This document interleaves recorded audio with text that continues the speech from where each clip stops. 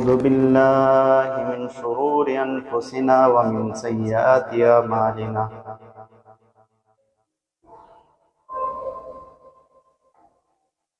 من يهده الله فلا مضل له ومن يضلله فلا هادي له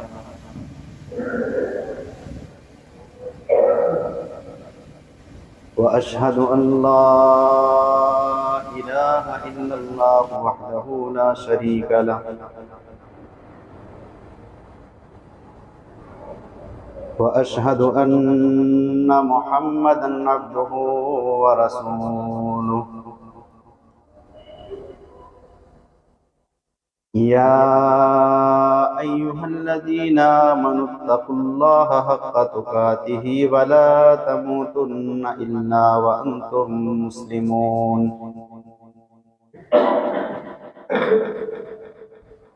يا أيها الناس اتقوا ربكم الذي خلقكم من نفس واحدة وخلق منها زوجها وبث منهما رجالا كثيرا ونساء واتقوا الله الذي تساءلون به والأرحام إن الله كان عليكم رقيبا يا أيها الذين آمنوا اتقوا الله وقولوا قولا سديدا يصلح لكم أعمالكم ويغفر لكم ذنوبكم ومن يطع الله ورسوله فقد فاز فوزا عظيما أما بعد فإن خير الحديث كتاب الله وخير الهدي هدي محمد صلى الله عليه وسلم وشر الأمور محدثاتها وكل محدثة بدعة وكل بدعة ضلالة وكل ضلالة في النار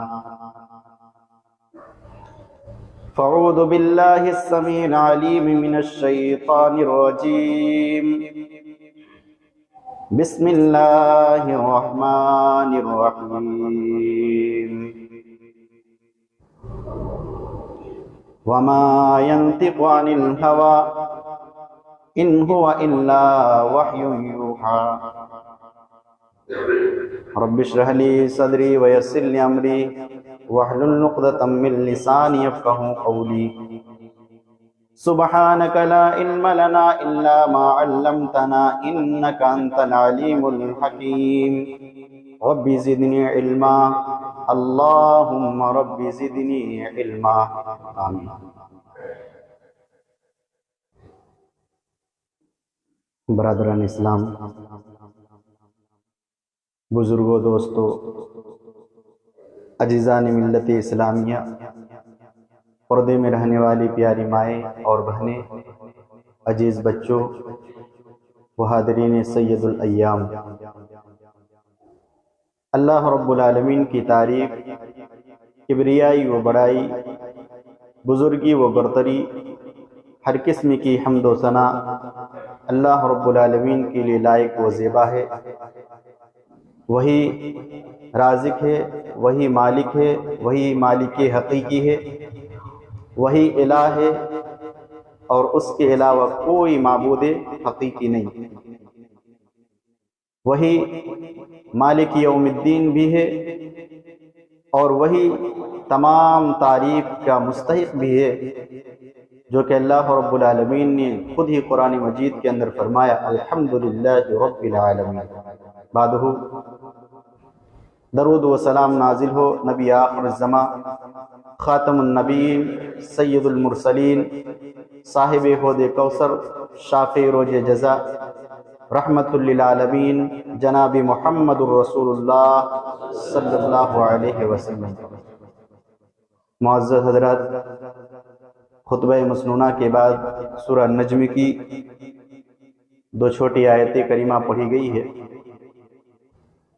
امید کرتا ہوں کہ اسی کو مد نظر رکھتے ہوئے میں اپنے خطبے کا اختتام کروں گا انشاءاللہ تعالی، اور رب الہی سے دعا ہے کہ پاک پروردگارہ تو کہنے سننے سے زیادہ عمل کرنے کی توفیق عطا فرما، آمین۔ آیت کی مناسبت سے جو میں نے پچھلے بتایا تھا کہ آئندہ جمعہ انشاءاللہ اہل قرآن کے متعلق کچھ باتیں آئے گی، تو اس تعلق سے آج کا میرا موضوع ہے اہل قرآن کو جواب۔ انشاءاللہ اللہ کی توفیق اس کی مدد سے چند باتیں آئیں گی۔ اس خطبہ کو ذرا غور سے سنیں تاکہ سمجھ میں آ جائے، اگر پھر سمجھ میں نہ آئے تو پھر وہی قرآن اور حدیث کے اوپر ڈاؤٹ کرتے پھریں گے، جو کہ دنیا کے لیے بھی خرابی اور اخروی زندگی کے لیے خرابی ہے ہی، کیونکہ قرآن مجید کا جب ہم مطالعہ کرتے ہیں، پڑھتے ہیں، تو قرآن ہمیں یہ بتاتا ہے کہ یہ قرآن ہے اور قرآن کو اس طریقے پر سمجھو، قرآن پر اس طریقے پر عمل کرو جو طریقہ جناب محمد رسول اللہ صلی اللہ علیہ وسلم کا ہے۔ انشاءاللہ میں کوشش کروں گا کہ آپ کو اس موضوع کو سمجھانے کی کوشش کروں گا، اور اللہ سے دعا کرتا ہوں کہ اللہ تعالی ہمیں کہی ہوئی باتوں کو سمجھنے کی توفیق عطا فرمائے، آمین۔ سب سے پہلا سوال میرا یہ ہے، سوالیہ نظرے سے بتاؤں تو انشاءاللہ آپ لوگوں کو سمجھ میں آ جائے کہ یہ قرآن اللہ کا کلام ہے، اللہ رب العالمین نے نازل کیا۔ اب ہمیں یہ کیسے پتا چلے گا کہ یہ قرآن اللہ ہی کا کلام ہے؟ سب سے پہلا سوال ان لوگوں سے جو یہ کہتے ہیں کہ صرف قرآن ہی پر عمل کیا جا سکتا ہے، نبی کی باتوں پر عمل نہیں ہو سکتا ہے، تو ان سے آپ سوال کیجئے کہ آپ کو کیسے پتا چلا کہ یہ قرآن اللہ کا کلام ہے؟ کیسے معلوم ہو؟ اب جواب وہ دیں گے کہ خود قرآن نے کہا ہے کہ یہ اللہ کا کلام ہے۔ ٹھیک ہے، بات صحیح ہے، خود قرآن نے کہا ہے کہ یہ اللہ کا کلام ہے۔ تو ذرا یہ بتائیے کہ اس قرآن کا پہلا وحی کون سا ہے؟ اللہ تبارک و تعالیٰ نے یہ جو 30 پارے قرآن ہیں، 114 سورتیں ہیں، ان سورتوں کے اندر سب سے پہلی آیتیں کون سی ہے؟ جبکہ قرآن مجید کے اندر 6236 آیتیں ہیں، ان 6236 آیتوں میں سب سے پہلے اللہ رب العالمین نے کیا نازل فرمایا؟ کیا ان آیات کے اندر اللہ نے یہ بتایا کہ یہ اللہ کا کلام ہے؟ چلیے ذرا سنتے ہیں وہ آیت کریمہ کون سی ہے جو پہلا وحی ہے۔ سورہ علق کی پہلے 5 آیت کریمہ اللہ رب العالمین نے نازل فرمایا۔ اللہ رب العالمین نے ارشاد فرمایا، اقرأ باسم ربک الذی خلق خلق الانسان من علق اقرأ وربک الاکرم الذی علم بالقلم علم الانسان ما لم یعلم۔ رب الہی کا کلام ہے اور یہ وہ آیتیں ہیں جو اللہ کے نبی پر پہلے نازل ہو رہی ہے۔ اللہ بیان فرما رہا ہے، اقرأ باسم ربک الذی خلق، پڑھیے اس رب کے نام سے جس نے پیدا کیا، خلق الانسان من علق، جس نے انسان کو جمے ہوئے خون سے پیدا کیا، اقرأ وربک الاکرم، پڑھیے آپ نے انسان کو قلم کے ذریعے علم سکھایا، علم الانسان ما لم یعلم، اور اس نے انسان کو وہ باتیں بتائی جو وہ نہیں جانتا تھا۔ یہ 5 آیت کریمہ قرآن کے سب سے پہلی آیتیں۔ اب ذرا ایمانداری سے بتائیے کہ کیا ان آیت قرآن کے اندر اللہ نے یہ فرمایا کہ یہ اللہ کی طرف سے نازل کردہ ہے؟ پھر آپ کو کیسے معلوم ہوا کہ یہ اللہ کا کلام ہے؟ آپ کا ضرور جواب یہ ہوگا کہ جناب محمد الرسول اللہ صلی اللہ علیہ وسلم نے بتایا، جو کہ بخاری شریف کی حدیث نمبر 3 کے اندر اس کی پوری تفصیل واضح ہے۔ پوری تفصیل واضح ہے کہ کس طرح غار حرا کے اندر گئے، کس طرح سے فرشتہ آیا، کس طرح سے نبی علیہ السلام کو پڑھایا۔ پتہ یہ چلا کہ اللہ کے قرآن کو کلام اللہ ماننے کے لیے نبی کی بات کو ماننا ضروری ہے۔ اگر نبی کی بات نہیں مانیں گے تو یہاں تک انکار ہو جائے گا کہ یہ اللہ کا کلام ہے، کیونکہ اللہ رب العالمین نے بعد میں نازل فرمایا کہ یہ اللہ کا کلام ہے۔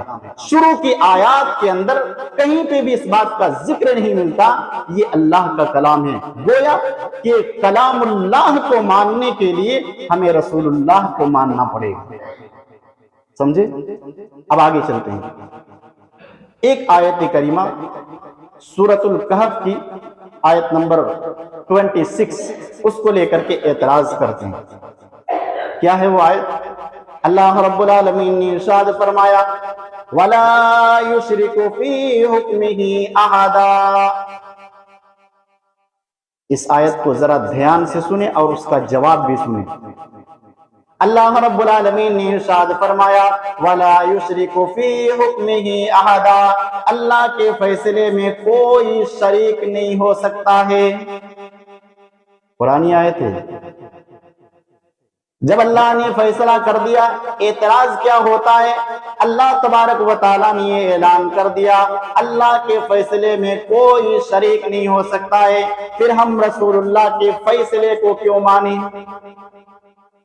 یہیں پر انسان بہک جاتا ہے۔ بات تو صحیح ہے کہ اللہ نے خود قرآن میں کہا ہے کہ اللہ کے فیصلے میں کوئی شریک نہیں ہو سکتا ہے، تو ہم رسول کے فیصلے کو کیوں مانیں؟ اب اس کا جواب سنیے۔ اور یہ کیا ہے؟ ایک شرکت ہو جا رہی ہے، اللہ کے فیصلے میں کسی کی شرکت ہو جا رہی ہے، اور اللہ کے فیصلے میں نہ رسول کی شرکت ہوتی ہے اور نہ ہی کسی اور کی شرکت ہوتی ہے۔ جب اللہ رب العالمین نے یہ فرما دیا قرآن مجید کے اندر کہ اللہ کے فیصلے کے اندر کوئی شریک نہیں ہو سکتا ہے، تو پھر ہم رسول اللہ کے فیصلے کو کیوں مان کر کے اللہ کے حکم کے اندر شریک کر دیں؟ یہ شرک فی الحکم ہو جا رہا ہے۔ بات صحیح ہے، لیکن سمجھنے والی بات ہے۔ ہم یہ کہاں کہتے ہیں کہ اللہ کے نبی نے اپنی طرف سے کوئی بات بتا دی ہے؟ ہم کہتے ہیں؟ کوئی بھی مسلمان نہیں کہہ سکتا ہے کہ نبی نے اپنی طرف سے کسی چیز کو حلال کہا ہو یا کسی چیز کو حرام کہا ہو۔ اس بات کو سمجھیے، یہیں پر انسان ادھر سے ادھر ہو جاتا ہے کہ جب اللہ نے یہ کہہ دیا کہ اللہ کے فیصلے میں کوئی شریک نہیں ہو سکتا ہے، تو آدم سے لے کر قیامت تک آنے والے چاہے پیغمبر ہو، رسول ہو یا نبی ہو، کوئی بھی اللہ کے فیصلے میں شریک نہیں ہو سکتا ہے۔ تو یہ بات اس وقت لازم آئے گی جب ہم یہ کہیں گے کہ نبی نے اپنی طرف سے کسی چیز کو حلال کیا ہے اور کسی چیز کو حرام کیا۔ ہم یہ نہیں کہتے، ہم یہ کہتے ہیں کہ اللہ کے نبی نے جو باتیں بتائی وہ اللہ کے حکم ہی پر بتائی ہے۔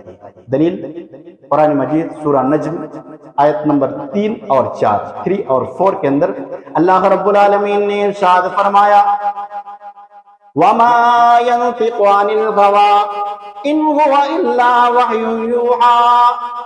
اللہ رب العالمین نے ارشاد فرمایا نبی اپنی مرضی سے کوئی بات نہیں کرتا۔ یہ اللہ کا کلام ہے، اللہ رب العالمین کی آیت ہے۔ اللہ تبارک و تعالیٰ نے ارشاد فرمایا وَمَا يَنْطِقُ عَنِ الْهَوَىٰ، اللہ کے نبی اپنی مرضی سے کوئی بات نہیں کرتا۔ إِنْ هُوَ إِلَّا وَحْيٌ يُوحَىٰ، یہ تو وحی ہے جو نازل کی جاتی ہے۔ کیا پتہ چلا کہ نبی نے اپنی مرضی سے کوئی بات بتائی ہی نہیں، جو کچھ بتائیے وہ سارے کے سارا اللہ رب العالمین کا حکم ہے، اور وہ بھی اللہ تعالیٰ نے بیان فرمایا إِنْ هُوَ إِلَّا وَحْيٌ يُوحَىٰ، یہ تو وحی ہے جو نازل کی جاتی ہے، نبی پر نازل کی جاتی ہے۔ یہاں پر قرآن کے نازل ہونے کا الفاظ نہیں ہے کہ قرآن نازل کی جاتی ہے، یا نبی کی بات نازل ہو رہی ہے، اور نبی کی بات کو بھی اللہ رب العالمین نے وحی قرار دیا اور فرمایا کہ نبی اپنی مرضی سے کوئی بات نہیں کرتا ہے، یہ وہی اور اسی وقت بات کرتا ہے اور اسی کی اتباع کرتا ہے جو نازل کی جاتی ہے۔ اب یہاں پر ایک جملہ اور سمجھنے کی، اللہ رب العالمین نے فرمایا ان ہوا الا وحی یوحا، یہ تو وحی ہے جو نازل کی جاتی ہے۔ اب ذرا ہم جانچیں کہ وحی کی کتنی قسمیں ہیں اور کس طرح وحی نازل ہوتی ہے۔ اس جواب کو ذرا غور سے سنیے گا تاکہ پتہ چلے کہ ان کا اعتراض کتنا صحیح ہے اور یہ جواب کتنا درست ہے۔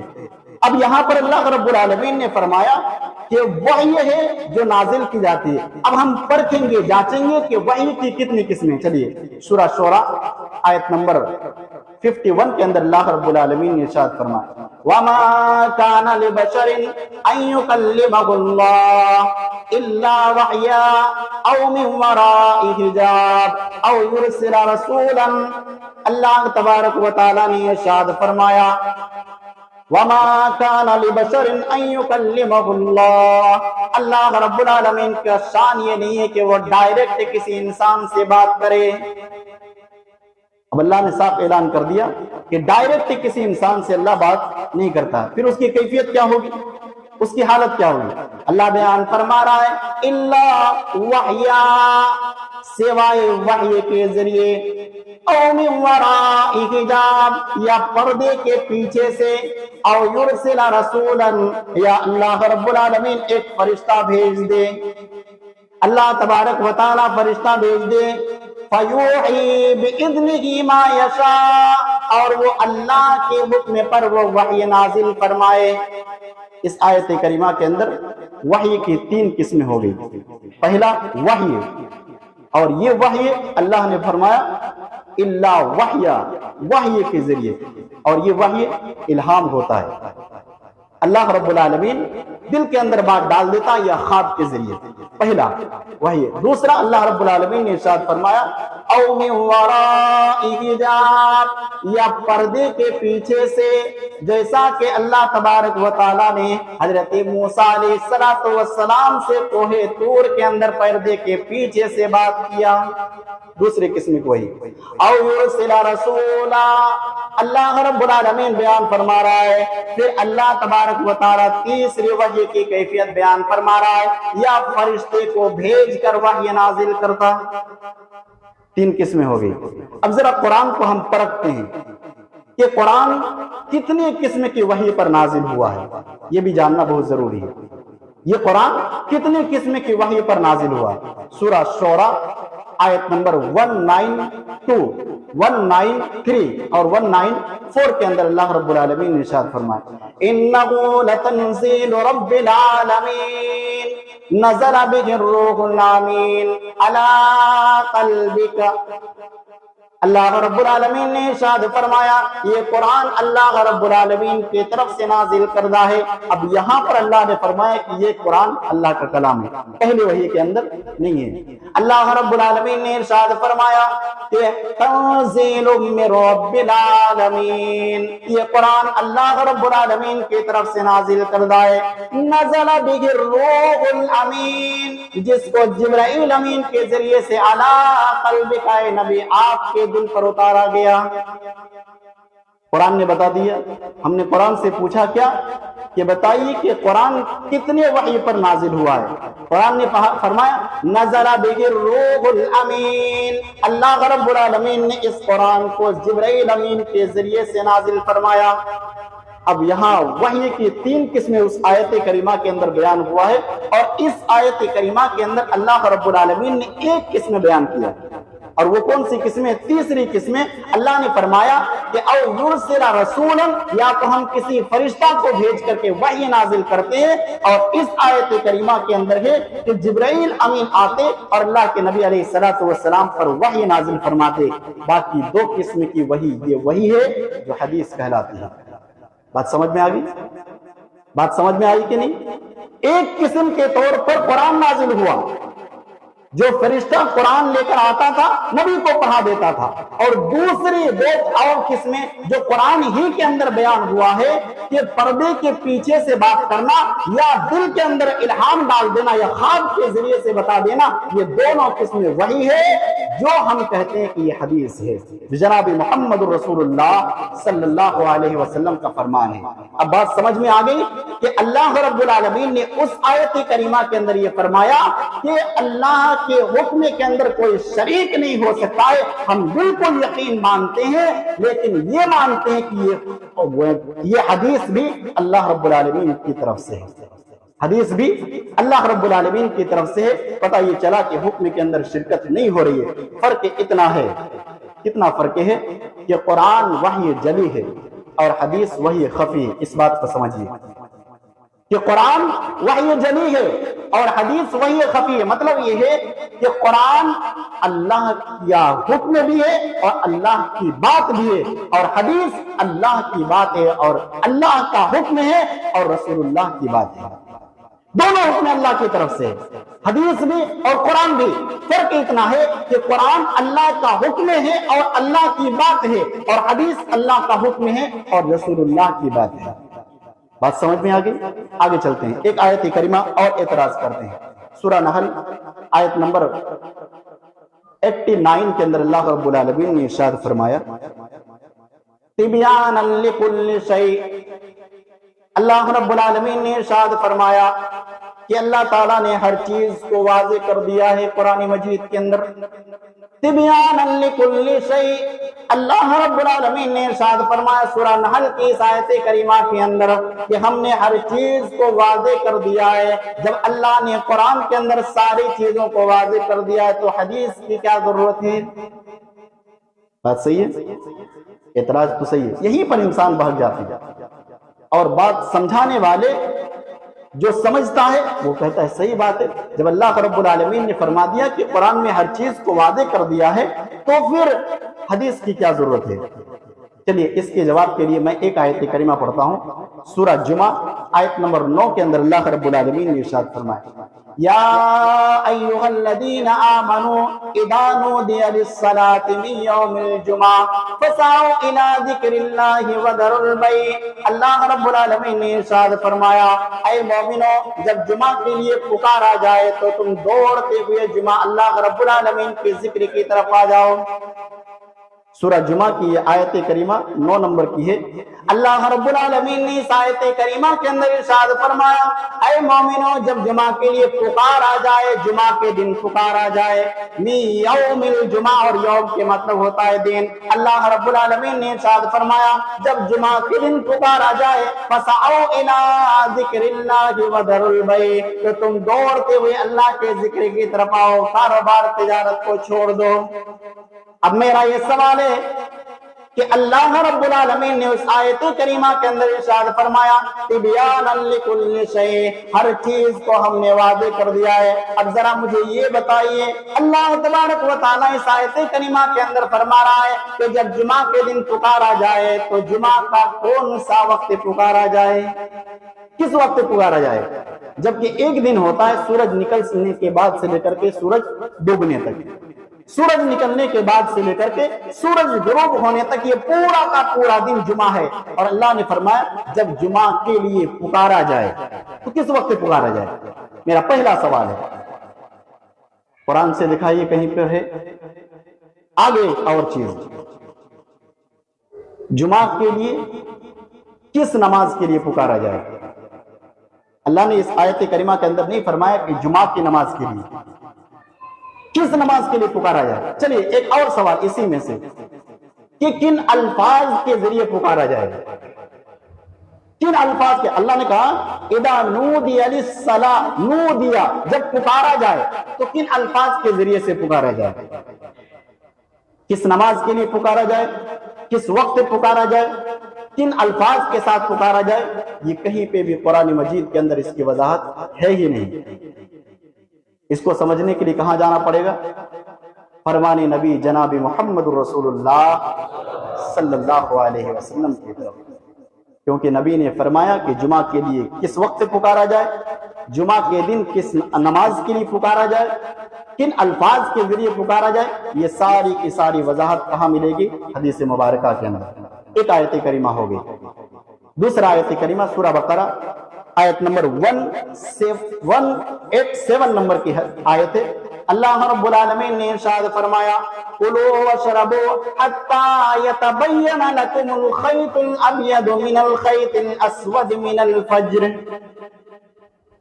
تم کھاؤ پیو اس وقت تک جب تک کہ کالے دھاگے سفید دھاگے سے مل نہ جائے۔ یہ رمضان کی باتیں ہو رہی ہیں۔ کلوا واشربوا حتی یتبین لکم الخیط الابیض من الخیط الاسود من الفجر، اللہ رب العالمین نے ارشاد فرمایا تم سحری کھاؤ پیو اس وقت تک جب تک کہ کالے دھاگے سفید دھاگے سے نہ مل جائے۔ اس کا ایک واقعہ بڑا عجیب ہے قرآن مجید کے اندر۔ اب بتائیے ذرا، اس آیت کریمہ کے اندر اللہ نے فرمایا سفید دھاگا کالے دھاگے سے مل جائے، کالا دھاگا سفید دھاگے سے مل جائے، اب کیا لیں گے؟ یہ ڈوری، یہ رسی، کہ ایک کالا رکھیں گے ایک سفید رکھیں گے، دونوں جب تک مل جائے تب تک کھاتے رہیں۔ میں تو یہ کہتا ہوں کہ دن میں بھی کبھی نہیں ملیں گے، دن میں بھی کبھی نہیں ملے گا۔ مل سکتے ہیں، ایک کالا دھاگا ہے اور ایک سفید دھاگا، دونوں مل سکتے ہیں؟ نہیں مل سکتے ہیں۔ مطلب کیا ہے؟ کہاں سے ہمیں سمجھ ملے گی؟ کہاں ہمیں سمجھ ملے گی کہ یہ کالے دھاگے سے کیا مراد ہے اور سفید دھاگے سے کیا مراد ہے؟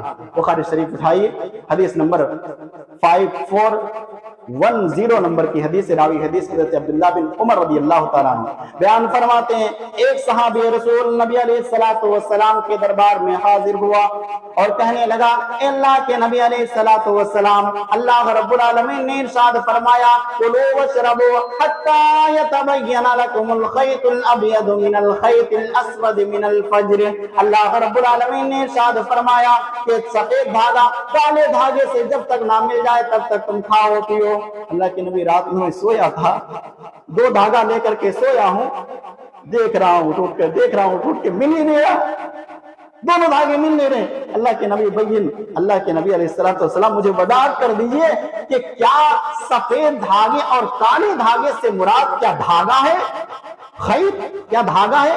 اللہ کے رسول صلی اللہ علیہ وسلم مسکرائے اور فرمایا اللہ اکبر، تب تو تمہارا تکیہ بہت کشادہ ہے کہ رات اور دن تمہارے تکیے کے نیچے آ گیا۔